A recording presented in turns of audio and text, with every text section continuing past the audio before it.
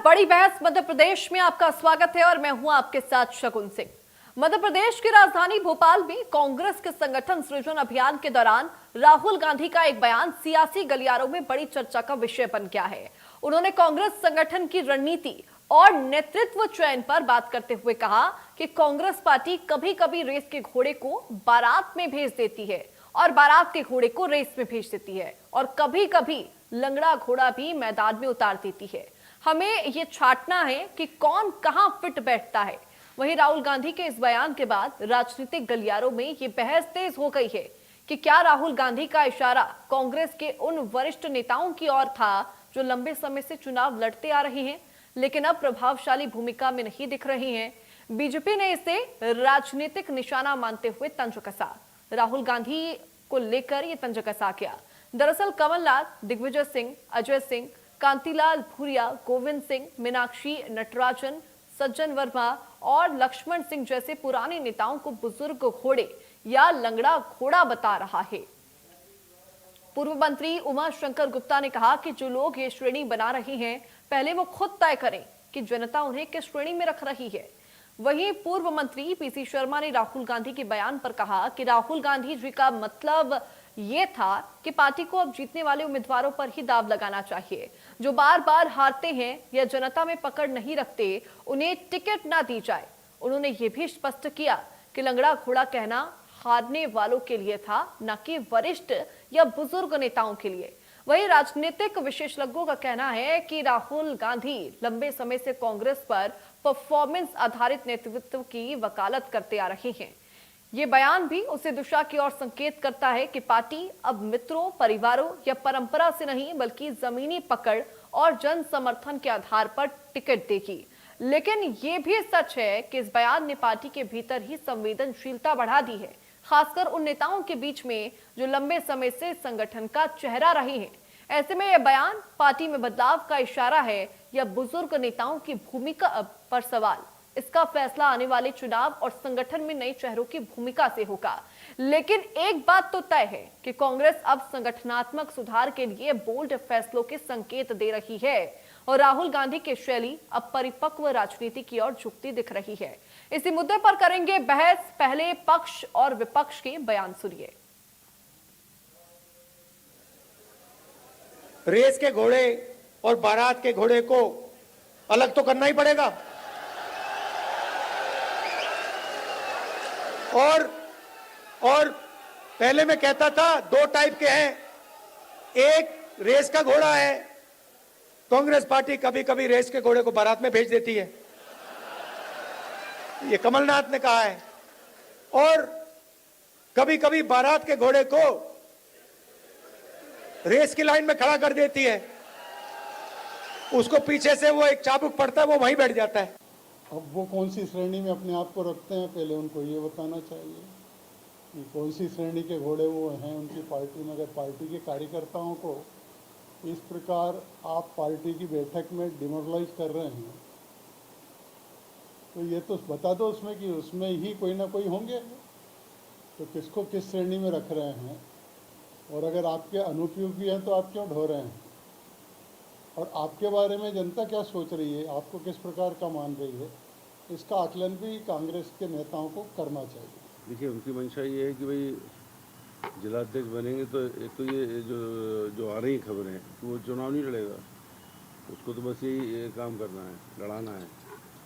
और उसको यही देखना है कि जो उसका मतलब ये कि जो चुनाव में मेन चीज़ होती है, चुनाव के माध्यम से पावर आती है। चुनाव में ऐसे लोग लड़ेंगे जो जीत के आ जाए और जीत के आ जाएं, और जो जीत सके उसको टिकट दो। जो लंगड़े को मतलब जो जीत नहीं सके फिर भी टिकट दे दिया किसी नेता के नाम पे, वो उचित नहीं है। कैसे कहेंगे, किससे कहेंगे, इस पर किसी बात का कोई आश्चर्य और अचरज नहीं होना चाहिए। उन्होंने अपने ही नेताओं को लंगड़ा घोड़ा और तरह तरह की उपमाएं दी हैं।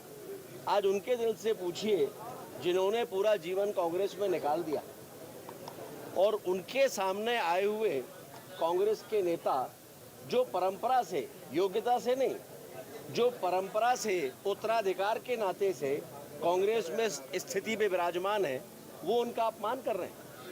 और अपमान तो शायद राहुल गांधी का सबसे प्रिय विषय है। नहीं, देखिए, लंगड़े घोड़े का जहां तक उनका एक भाव है कहने का कि हमें चुनावी समारोह चाहे संगठन का समारोह दोनों पर ही ऐसे लोग खोज के निकाल के लाना होंगे जो पूरी तरह संगठन में फिट हों, संगठन के लिए समय दे सकें, संगठन का मजबूती से काम कर सकें और अपनी बात संगठन में रख सकें। ये उनका कॉन्सेप्ट है कहने का, क्योंकि हम भी उस बैठक में थे। बहुत बेहतर तरीके से उन्होंने आज इसी मुद्दे पर चर्चा करेंगे, चूंकि राहुल गांधी का बयान फिलहाल सियासी गलियारे में कई सवाल खड़े करता है। सवाल ये भी, कौन है पार्टी के अंदर लंगड़ा घोड़ा या फिर रेस का घोड़ा?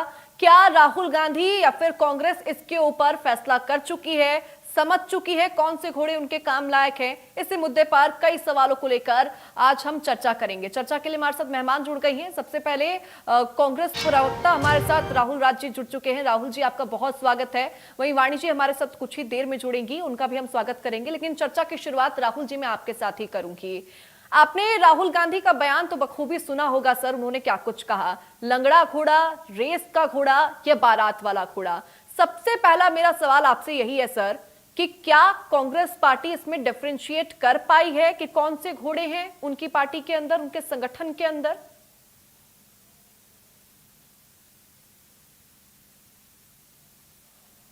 संगठन सृजन अभियान की शुरुआत की तो कार्यकर्ताओं में बहुत उत्साह है और उस उत्साह के मद्देनजर जो फीडबैक आदरणीय राहुल गांधी जी तक पहुंचता है, उस फीडबैक के आधार पर उन्होंने अपनी बात रखी कि भाई जो योग्य व्यक्ति है आने वाले समय में पार्टी में उन्हीं लोगों को अवसर मिलेगा जो पुरजोर तरीके से भाजपा और आरएसएस की विचारधारा का विरोध कर सकें, पार्टी की विचारधारा को आगे ले जा सकें। और उसी संदर्भ में बात करते हुए जब टिकट वितरण या पद देने की बात आती है या पार्टी की मुख्य धारा में लेने की बात आती है तो कई योग्य लोग किन्हीं कारणवश छूट जाते हैं। तो बड़ा मन करके उन्होंने उस बात को स्वीकारा और स्वीकारोक्ति देते हुए उन्होंने कहा कि भाई, उन्होंने एक उदाहरण के तौर पे बताया कि जो योग्य लोग हैं अगर उन्हें अवसर नहीं मिलेगा तो पार्टी कैसे आगे बढ़े। और पार्टी में नवाचार का जो ये बड़ा दौर जारी है, हमारा मध्य प्रदेश में पहले से ही विदिशा जिले में पायलट प्रोजेक्ट चल रहा है और अब पूरे जिलों में गुजरात की तर्ज पर अब मध्य प्रदेश में और आज हरियाणा में भी बैठक हुई है। तो पूरी कांग्रेस पार्टी जो है नवाचार के एक बड़े दौर से गुजर रही है। हमारे प्रभारी हरीश चौधरी जी पहले ही मिशन मध्य प्रदेश की बात कर चुके हैं। आगामी नगरीय निकाय चुनाव और त्रिस्तरीय पंचायत में चुनाव में उसका जो नतीजा है वो भी आपको देखने को मिलेगा।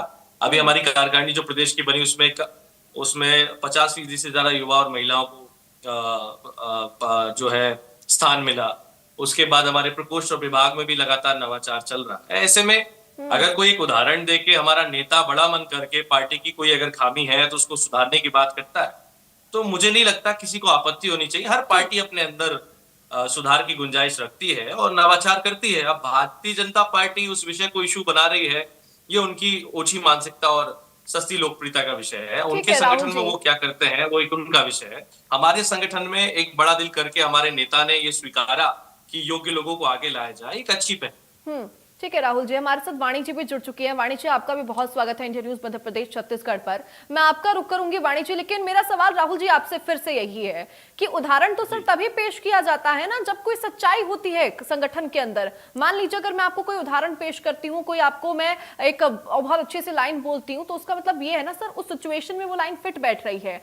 अगर राहुल गांधी जी जो अभी परिपक्वता दिखा रहे हैं फिलहाल राजनीति की, अगर वो कह रहे हैं कि लंगड़ा घोड़ा, रेस का घोड़ा या फिर बारात का घोड़ा, इसका मतलब तो ये है ना सर कि संगठन में ऐसा कुछ तो होगा, कुछ तो घोड़े होंगे। तो क्या संगठन के अंदर ऐसे घोड़े हैं और हैं तो कौन कौन है सर वो?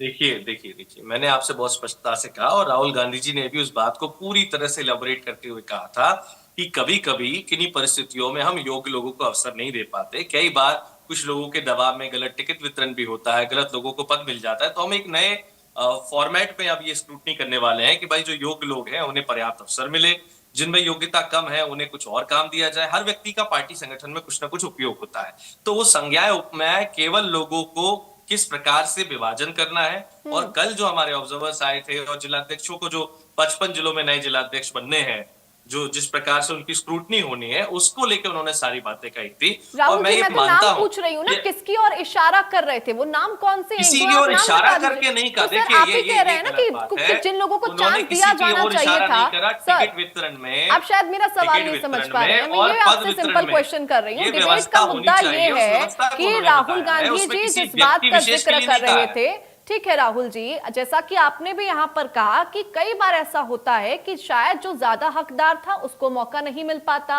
तो अगर ऐसा है तो संगठन में से कौन से नाम हैं जिनको मौका मिलना चाहिए था लेकिन उनको नहीं मिला? आप नाम ही बता मैम, दीजिए सर। 230 विधानसभाओं में 230 टिकट बंटते हैं, नगरीय निकाय के टिकट बंटते हैं, पूरी प्रदेश की कार्यकारिणी बनती है, तमाम मोर्चा संगठन है। इतने बड़े संगठन में कितनी बड़ी खामियां, कई बार किसी योग्य व्यक्ति को अवसर नहीं मिल पाता और उसकी छोटी छोटी फिल्ट्रेशन पे अगर आप पंचायत स्तर तक जा रहे हैं, पहले हम मंडलम तक गए, तो ये नवाचार हमारी पार्टी के लिए एक अच्छा पहलू है, हमारी पार्टी के लिए एक अच्छा सिग्नल है। तो ये हमारा इंटरनल विषय है और उसको हम एक खुले मन से, कार्यकर्ताओं को अगर नेता कह रहा है तो ये एक बतौर कार्यकर्ता हमारे लिए गर्व की बात है कि हमारे नेता ने हमारी मूल भावना की बात रखी। अब इसमें राजनीति हो, भारतीय जनता पार्टी अपनी टिकट करे, मुझे लगता है इसकी आवश्यकता नहीं है। ठीक है राहुल जी, मैं वाणी जी का यहाँ पर रुख करूंगी।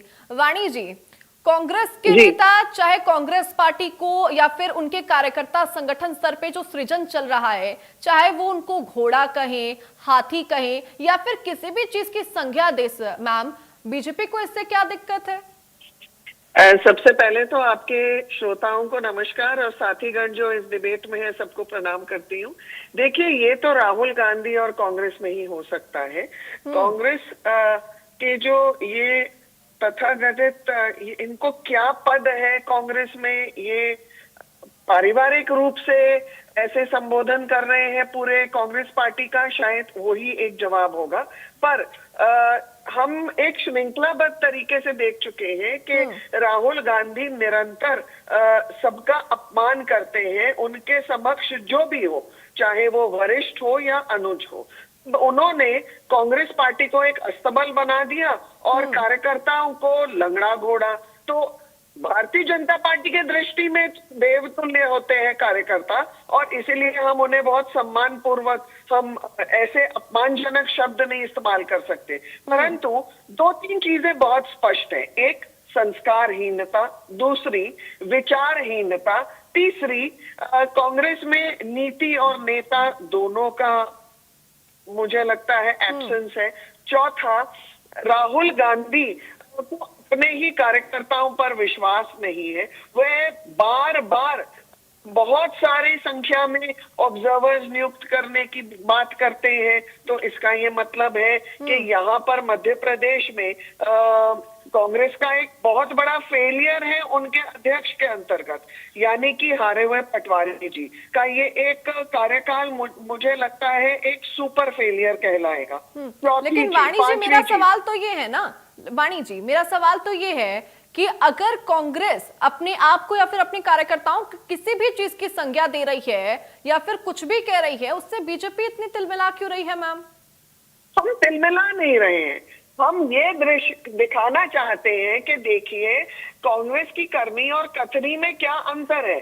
जो अपने कार्यकर्ताओं का अपमान कर सकते हैं, जो दृष्टिहीन है अपने कांग्रेस के कार्यकर्ताओं के प्रति, जिन्होंने वर्ष खपात ये पार्टी में उनका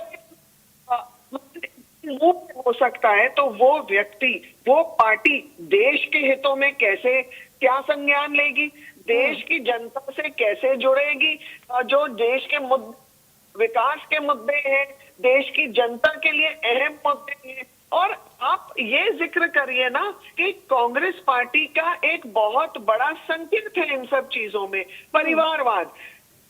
देखिए, राहुल गांधी ने दो बड़े जो इनके चेहरे हैं, जो अध्यक्ष है जो खड़गे जी, वेणुगोपाल जी, इन लोगों को कट शॉर्ट करके उन्होंने फजीती कर दी अपने कार्यकर्ताओं की।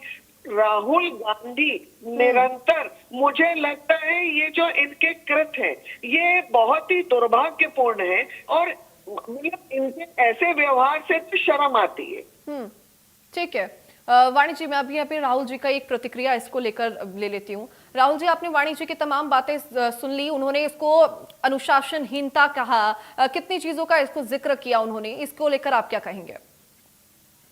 देखिए बात कांग्रेस संगठन की है, लेकिन क्योंकि भाजपा प्रवक्ता ने बहुत सारी बातें करी, उन्होंने संस्कार की बात करी, उन्होंने दुनिया भर की बातें करी। पहले तो मैं वाणी जी से पूछना चाहता हूं, जो NH 8 पे तमाशा धाकड़ जी का देखा है पूरे देश ने, आपके भारतीय जनता पार्टी के नेता का, क्या उन्हें संस्कार सिखाने की आवश्यकता है? क्या विजय शाह मंत्री जो हमारे देश की बेटी कर्नल सोफिया को आतंकवादियों की बहन कहता है, उन्हें संस्कार सिखाने की आवश्यकता है?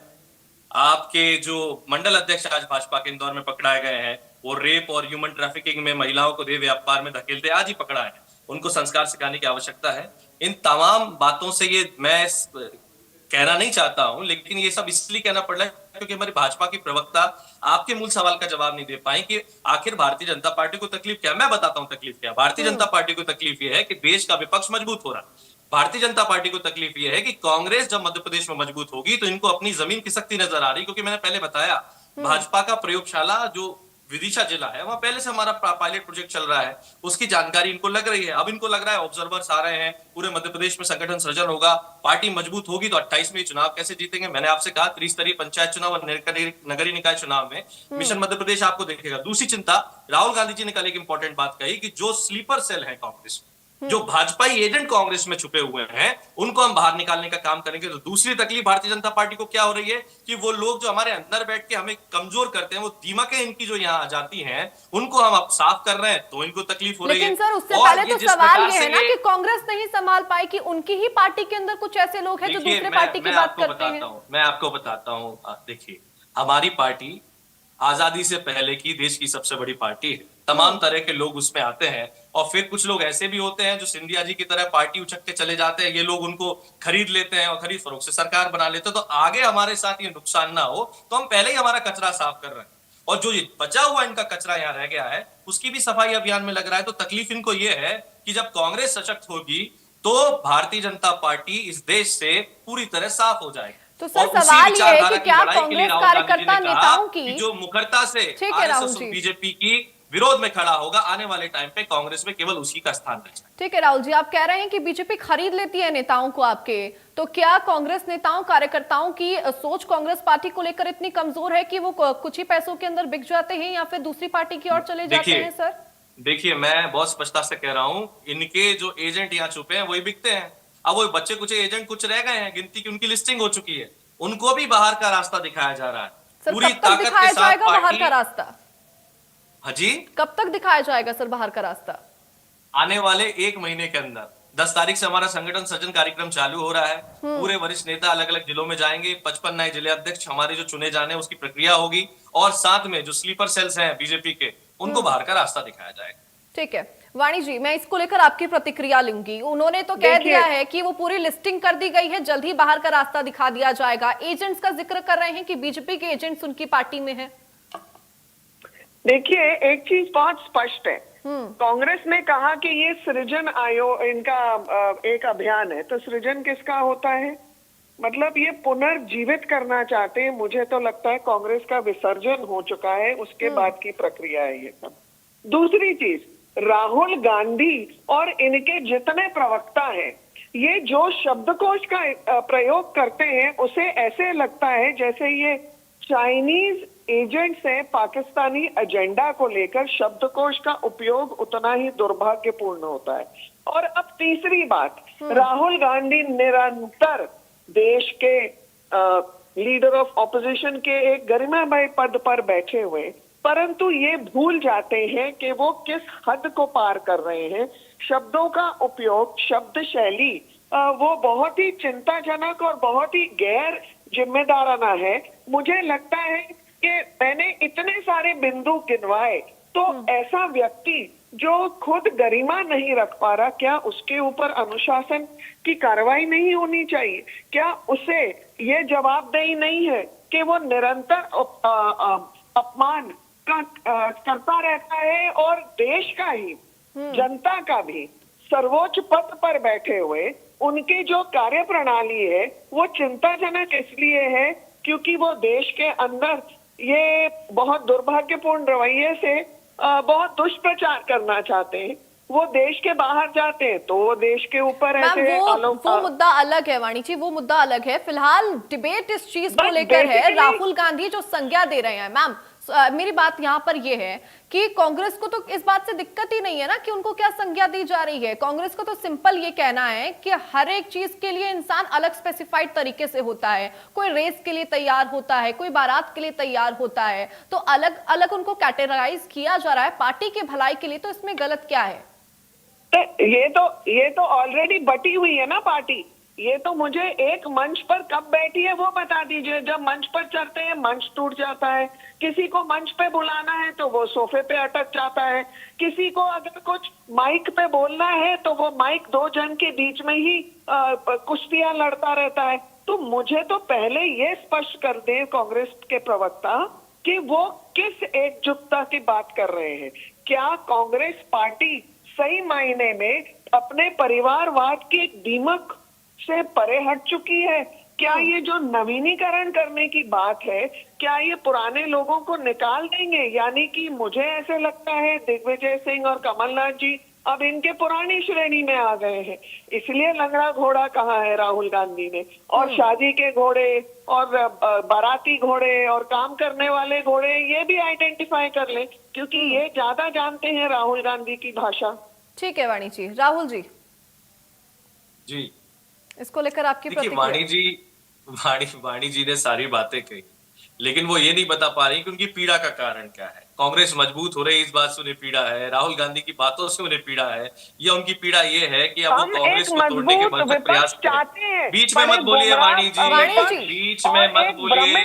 और परिवारवाद की बात जहां तक आप कर रही हैं, तो वसुंधरा राजे और उनका बेटा क्या है, राजनाथ सिंह और उनका बेटा क्या है, अनुराग ठाकुर किस परिवारवाद का उदाहरण है? ये इस प्रकार की बातों में न पड़ते हुए मैं अपने संगठन की बात करूंगा। भारतीय जनता पार्टी चाहे लाख बातें करे, कांग्रेस अपने अंदर अगर थोड़ी सी भी कमी है उसे दूर करना चाहती है, तो ये हर संगठन में उसका नैतिक अधिकार है और हर संगठन करता है। आप भी करते होंगे, हमें कोई दिक्कत नहीं है। लेकिन आपको तकलीफ ये है कि कांग्रेस अगर मजबूत हो गई तो जो खिसकती हुई जमीन आपको मध्य प्रदेश और पूरे देश में दिख रही है, और जिस प्रकार से राहुल गांधी गुजरात से होते हुए मध्य प्रदेश और फिर हरियाणा और अब बाकी राज्यों में संगठन सृजन का कार्यक्रम करके छोटे छोटे फिल्ट्रेशन पर पंचायत स्तर पे जाके पार्टी को मजबूत कर रहे हैं, आपको इससे तकलीफ है? मुझे नहीं लगता भाई। बतौर विपक्ष मुझे आपकी पार्टी में आप जो भी नवाचार करो, नहीं राहुल जी, उनका कहना है उनको तकलीफ इस बात से है। राहुल जी, आपको आपत्ति है राहुल गांधी से, आपको आपत्ति है उस विचारधारा से जो देश को जोड़ने की बात करती है, आपको आपत्ति उस विचारधारा से जो प्रेम और सौहार्द की बात करती है। आप इस टीवी डिबेट में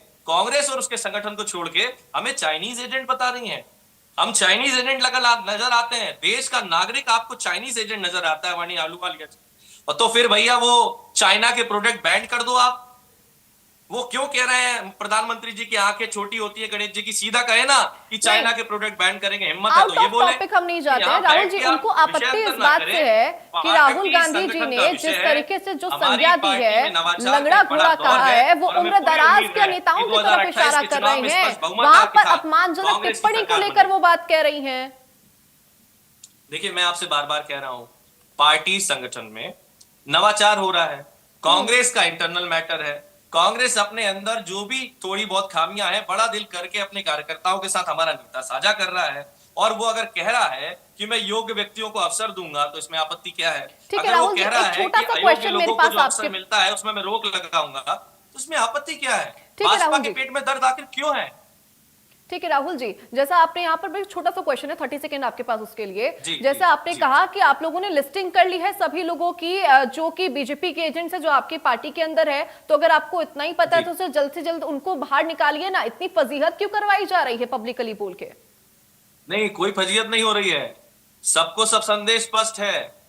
हर जगह तक राजनीति में संदेश सबसे बड़ा वाहक होता है, और संदेश बहुत स्पष्ट है कि जो लोग पार्टी में रहकर पार्टी विरोध की गतिविधियां करते हैं, वो स्वयं अपना बोरिया बिस्तर बांध ले, ताकि उन्हें आने जाने की जो सुविधा है वो परमानेंटली बंद हो जाए। वरना पार्टी की लिस्टिंग के बाद संगठन सृजन कार्यक्रम पूर्ण होने ही उन्हें बाहर का रास्ता दिखा दिया जाए। ठीक है राहुल जी। वाणी जी, आपकी फाइनल कमेंट इसको लेकर। देखिए, जो इन लोग दो चीजों पे काम कर रहे हैं कांग्रेस पार्टी।